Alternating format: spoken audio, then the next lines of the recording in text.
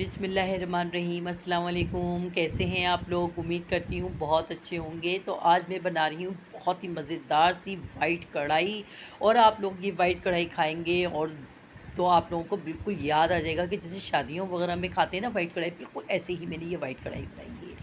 तो आप लोग ज़रूर ज़रूर ट्राई कीजिएगा, बहुत ही मज़ेदार रेसिपी है। चलते हैं रेसिपी की तरफ। रेसिपी आप लोगों को पसंद आए तो वीडियो को शेयर एंड लाइक कमेंट्स करना नहीं भूलिएगा। जो न्यू है देखने वाले वो लाजमी लाजमी सब्सक्राइब करा करें।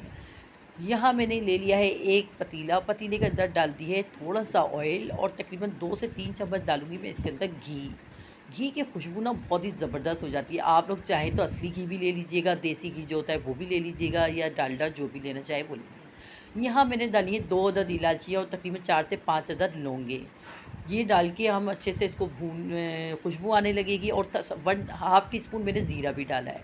1/2 टी स्पून ज़ीरा डालने के बाद अब इसके अंदर मैंने डाली है 1/2 केजी चिकन। 1/2 केजी चिकन डालने के बाद मैंने इसमें 2 टीस्पून लहसुन अदरक का पेस्ट डाला है। और लहसुन अदरक का पेस्ट डाल के मैं इसको अच्छे से भूनूंगी। और 1 टीस्पून नमक डाला है।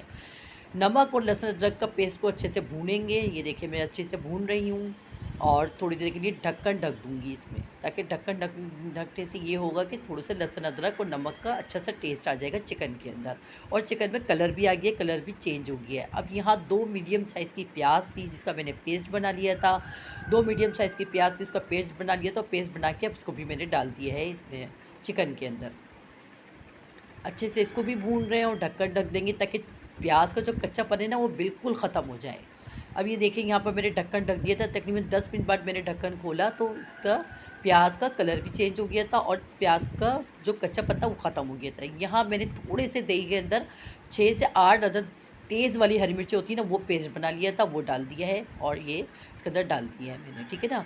हरी मिर्च का पेस्ट थोड़े से दही के साथ। और डाला है पिसी हुई जो वाइट मिर्च होती है ना वो डालिए 1 टीस्पून। और पिसा हुआ धनिया डाला है 1 टीस्पून।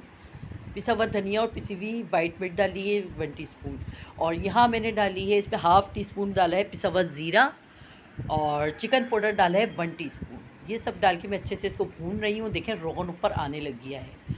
अब यहाँ डालेंगे हम तकरीबन 1 प्याली भर के इसमें डालेंगे दही, क्योंकि ये वाइट कढ़ाई है तो इसमें हर चीज़ वाइट ही जाएगी, तो वाइट वाइट ही लगेगी ये, इसमें कोई कलर वाली चीज़ नहीं जाएगी। तो यहाँ पर मैंने इसमें तो 1 प्याली भर के दही डाल दिया था। और दही डालने के बाद इतना भूना कि देखें रोगन ऊपर आने लग गया है।